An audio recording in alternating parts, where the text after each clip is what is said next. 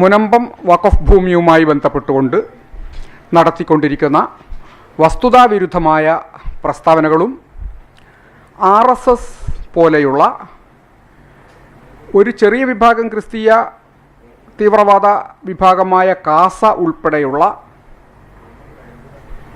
ആക്രമണോത്സുക സംഘങ്ങൾക്ക് പിന്തുണ നൽകുന്ന വിധത്തിൽ ഉള്ള പ്രസ്താവനകളാണ് അദ്ദേഹത്തിൻ്റെ ഭാഗത്തു നിന്ന് വന്നുകൊണ്ടിരിക്കുന്നത്. ഇത് പരിശോധിച്ചപ്പോൾ ഞങ്ങൾക്ക് മനസ്സിലായ വളരെ പ്രധാനപ്പെട്ട ചില കാര്യങ്ങൾ വാർത്താമാധ്യമങ്ങളോട് പങ്കുവെക്കുന്നതിനും പൊതുസമൂഹത്തെ അറിയിക്കുന്നതിനും വേണ്ടിയാണ് ഇപ്പോൾ ഇങ്ങനെ ഒരു വാർത്താ സമ്മേളനം നടത്തുന്നത്. മുനമ്പത്ത് വലിയ വിവാദം നിലനിൽക്കുകയാണല്ലോ. ഈ വിവാദവുമായി ബന്ധപ്പെട്ടുകൊണ്ട്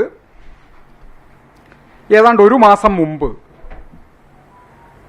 ഒരു മാധ്യമത്തോട് ചില കാര്യങ്ങൾ ഞാൻ സൂചിപ്പിച്ചിരുന്നു. അതിൻ്റെ വസ്തുതകളിലേക്ക് അന്വേഷിച്ച് ചെന്നപ്പോൾ മനസ്സിലായത് മുനമ്പത്ത് ചുരുക്കം ചില പ്രദേശവാസികളായ മത്സ്യത്തൊഴിലാളികൾ വർഷങ്ങളായി അവിടെ അവരുടേതല്ലാത്ത ഭൂമിയിലാണെങ്കിൽ പോലും ജീവിച്ചു വരുന്നുണ്ട് എന്ന ഒരു യാഥാർത്ഥ്യം നിലവിലുണ്ട്. അവരെ കുടിയൊഴിപ്പിക്കുക എന്നത്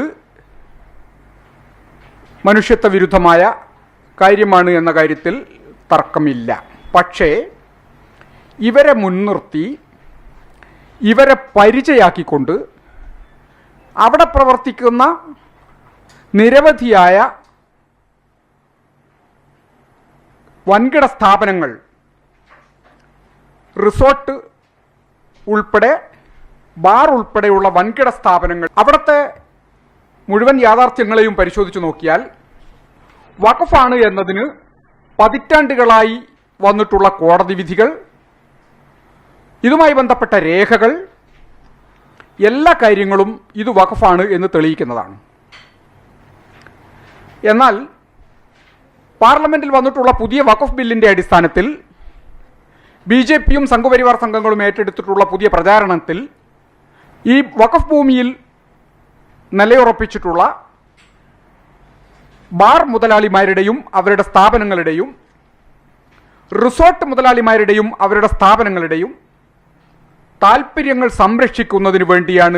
ഇതുമായി ബന്ധപ്പെട്ട് ധാരാളം വ്യവഹാരങ്ങൾ നടന്നിട്ടുണ്ട്.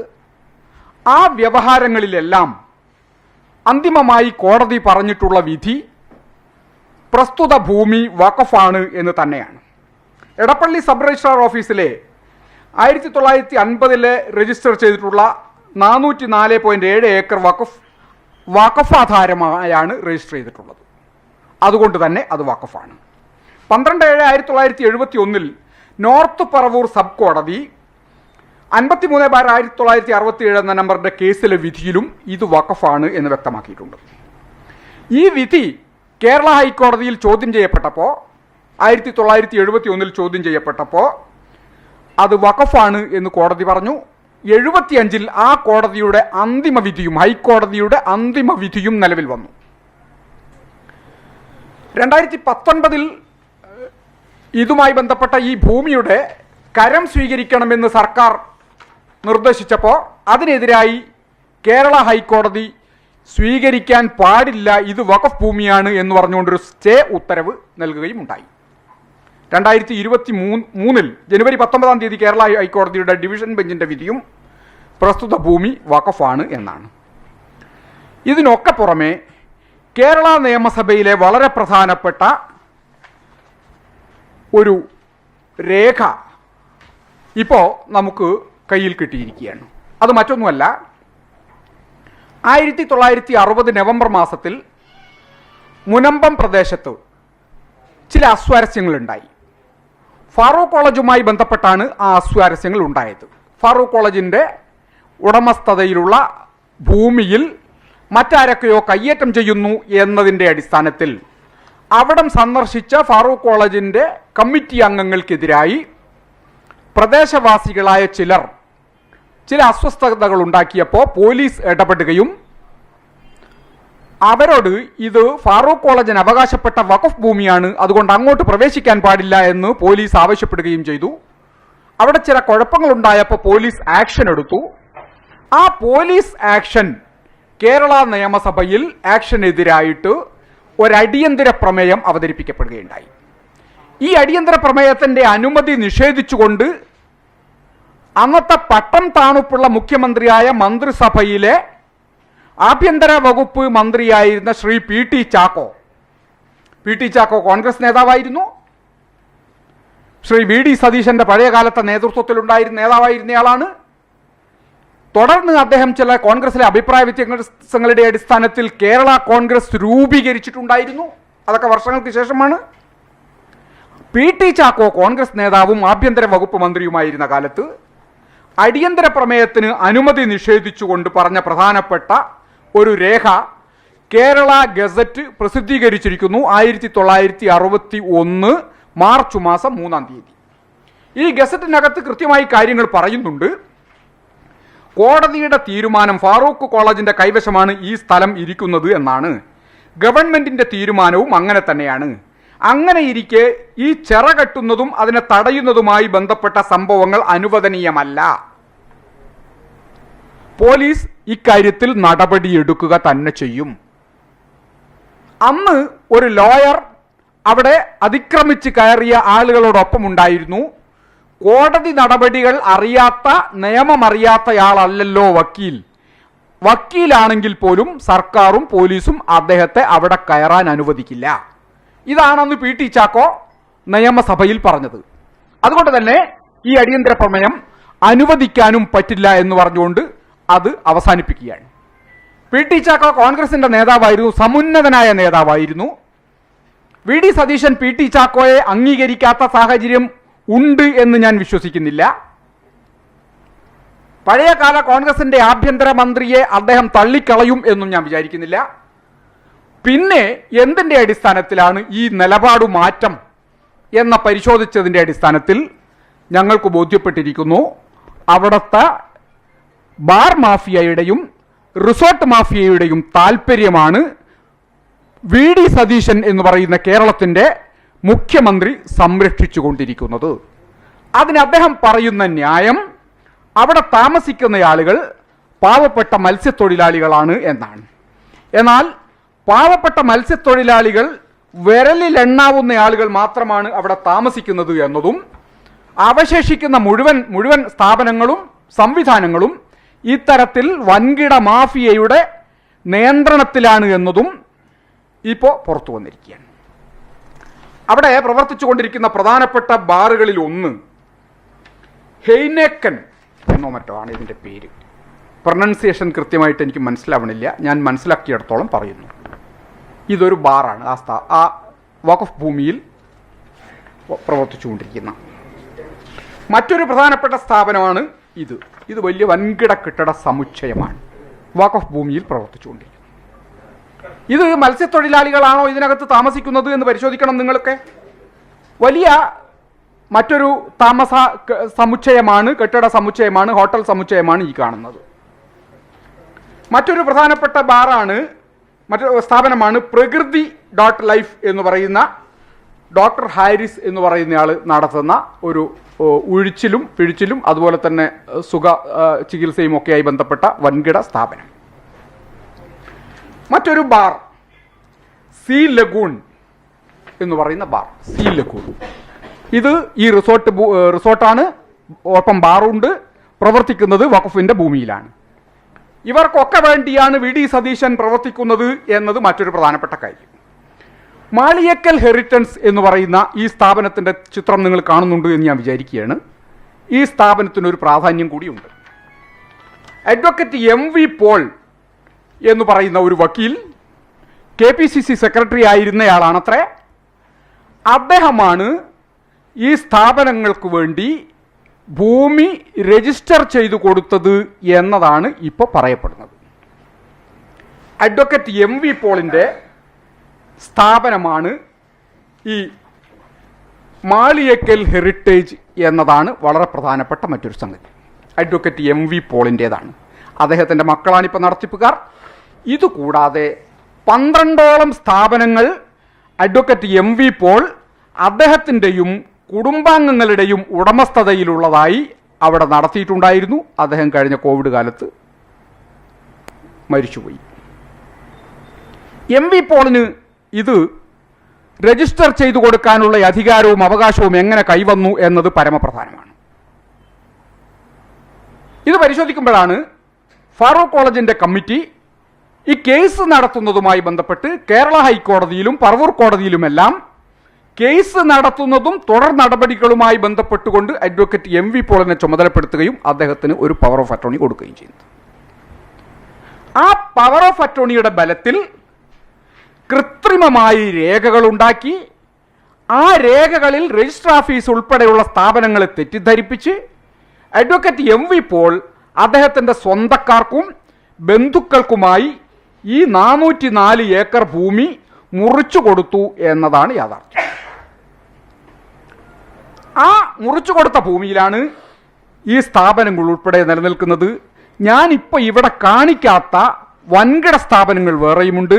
അതിൽ പ്രധാനപ്പെട്ട 3 ഒന്ന് club Mahindra, 2 blue water heritage എന്ന് പറയുന്ന സ്ഥാപനം, സ്പ്രിങ്കിൾ എന്ന് പറയുന്ന മറ്റൊരു സ്ഥാപനം. ഇത് 3 അന്താരാഷ്ട്ര നിലവാരത്തിലുള്ള വലിയ നിലവാരമുള്ള സ്ഥാപനങ്ങളാണ്, പഞ്ചനക്ഷത്ര റിസോർട്ടുകളാണ്.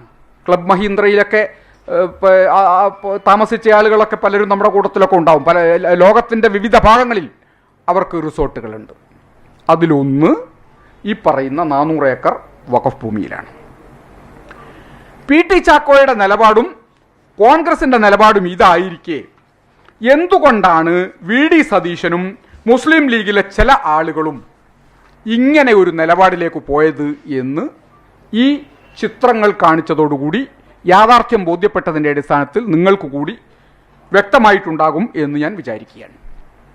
1960 പി ടി ചാക്കോ ഇക്കാര്യത്തിലെടുത്ത നിലപാടുമായി ബന്ധപ്പെട്ടുകൊണ്ട് കേരള നിയമസഭയിലുണ്ടായ ചർച്ചയ്ക്കിടയിൽ വളരെ പ്രധാനപ്പെട്ട ഒരു സംഭവം CH മുഹമ്മദ് കോയ സാഹിബിനോട് അന്നത്തെ സ്പീക്കറായിരുന്ന ജനാബ് KM സീതി സാഹിബ്, മുസ്ലിം ലീഗിൻ്റെ നേതാവ്, CH മുഹമ്മദ് കോയ സാഹിബിനോട് പറഞ്ഞു, CH താങ്കൾ PSPയുടെ മന്ത്രിമാരുമായി ബന്ധപ്പെട്ടുകൊണ്ട് ഈ വിഷയത്തിൽ വഖഫ് ഭൂമി കയ്യേറ്റം ചെയ്യാൻ പാടില്ല എന്ന നിലയിലുള്ള ഒരു തീരുമാനം അവരെ കൊണ്ട് എടുപ്പിക്കണം.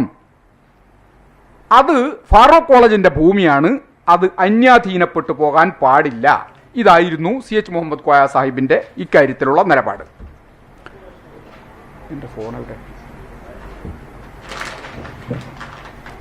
CH അത് ഫാറൂഖ് കോളേജിൻ്റെ 40ാം വാർഷികത്തോടനുബന്ധിച്ചുകൊണ്ട് പ്രസിദ്ധീകരിച്ച മാഗസിനിൽ കൃത്യമായി പറയുന്നുണ്ട്.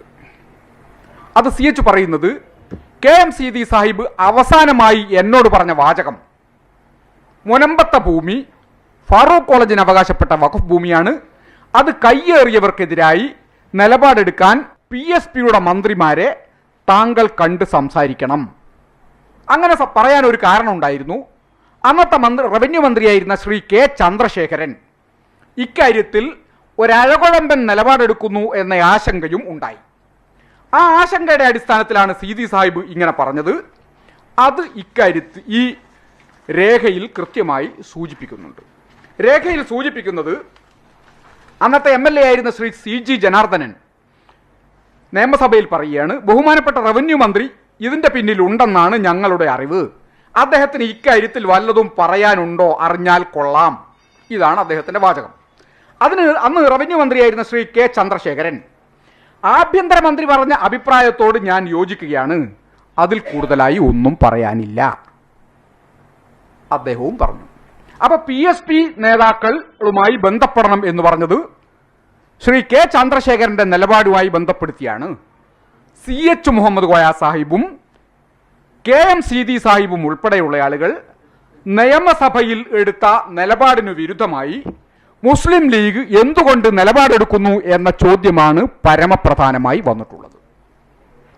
അവിടെ ഞങ്ങൾക്ക് ഉള്ള സംശയം, ഈ പറയുന്ന വി ഡി സതീശനെ പിന്തുണയ്ക്കുകയും വി ഡി സതീശനെ ബൂസ്റ്റ് ചെയ്യുകയും ചെയ്യുന്ന കക്ഷികളുണ്ടല്ലോ, ആ കക്ഷികൾ മുസ്ലിം ലീഗിലെ ചില നേതാക്കളെയും സ്വാധീനിച്ചിട്ടുണ്ടോ എന്ന് പരിശോധിക്കേണ്ടതുണ്ട്.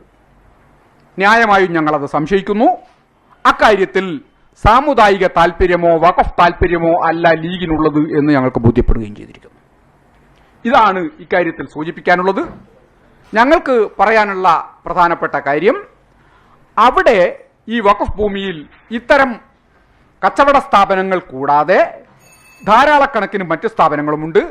ആ സ്ഥാപനങ്ങളുടെ എല്ലാം ഉടമസ്ഥാവകാശത്തെ പരിശോധിക്കുകയും അതിൻ്റെ നിലനിൽപ്പിനെ പരിശോധിക്കുകയും ചെയ്തുകൊണ്ട് നമുക്ക് ഈ കാര്യത്തിൽ അന്തിമമായി തീരുമാനമെടുക്കേണ്ടതുണ്ട്.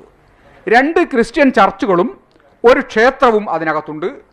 ഈ ക്രിസ്ത്യൻ ചർച്ചുകളും ക്ഷേത്രവും ഉൾപ്പെടെയുള്ള സ്ഥാപനങ്ങൾ വില കൊടുത്തു വാങ്ങിയ ഭൂമിയിലാണ് നിർമ്മിച്ചിട്ടുള്ളതെങ്കിൽ അതിൻ്റെ കാര്യം അവർ ആധാരം പ്രൊഡ്യൂസ് ചെയ്തുകൊണ്ട് പൊതുസമൂഹത്തെ അറിയിക്കുകയും അക്കാര്യത്തിൽ അന്തിമമായി തീരുമാനമെടുക്കുകയും വേണം. മറ്റ് സ്ഥാപനങ്ങളെല്ലാം വഖഫ് ഭൂമിയിലാണ് എന്നതുകൊണ്ട് വഖഫ് നിയമപ്രകാരം അക്കാര്യത്തിൽ സർക്കാർ തീരുമാനമെടുക്കണം. പതിറ്റാണ്ടുകളായി അവിടെ താമസിച്ചു വരുന്ന പാവപ്പെട്ട മത്സ്യത്തൊഴിലാളികളുണ്ടല്ലോ, അവരെ കുടിയിറക്കണം എന്ന അഭിപ്രായം ഞങ്ങൾക്കില്ല. അവർക്ക് സുരക്ഷിതത്വം ഒരുക്കേണ്ടത് സമൂഹത്തിൻ്റെയും സർക്കാരിൻ്റെയും ബാധ്യതയാണ്.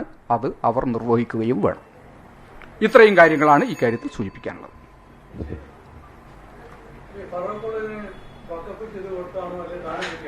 ഫറൂഖ് കോളേജിന് വഖഫ് ചെയ്തു കൊടുത്തതാണ് എന്ന കൃത്യമായ രേഖ, വഖഫ് ആധാരം ഇതിനകത്തുണ്ട്. നിങ്ങൾക്ക് പരിശോധിക്കാം. ഞാനത് കൊണ്ടുവന്നിട്ടുണ്ട്. KNMന്റെ ആളുകൾ പറയുന്നതല്ലല്ലോ വഖഫിന്റെ രേഖ. വഖഫിന്റെ രേഖയ്ക്കകത്ത് അത് കൃത്യമായി വഖഫ് ചെയ്ത് കിട്ടിയതാണ് എന്ന് പറയുന്നുണ്ട്.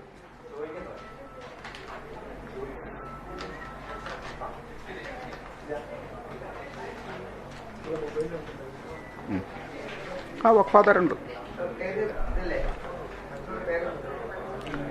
ഈ പത്രസമ്മേളനത്തിൽ പങ്കെടുക്കുന്നത് മുൻ വഖഫ് ബോർഡ് ചെയർമാനും മഹാപണ്ഡിതനുമായിരുന്ന ഫസൽ പൂക്കോയത്തങ്ങളുടെ മകൻ Syed Salih Shihab Thangal, national youth ലീഗിന്റെ സംസ്ഥാന പ്രസിഡന്റ്, കോഴിക്കോട് ജില്ലാ National League president Sharmad Khan, vice president Mehboob Kuttikkattoor, NK Abdul Azeez എന്ന ഞാൻ.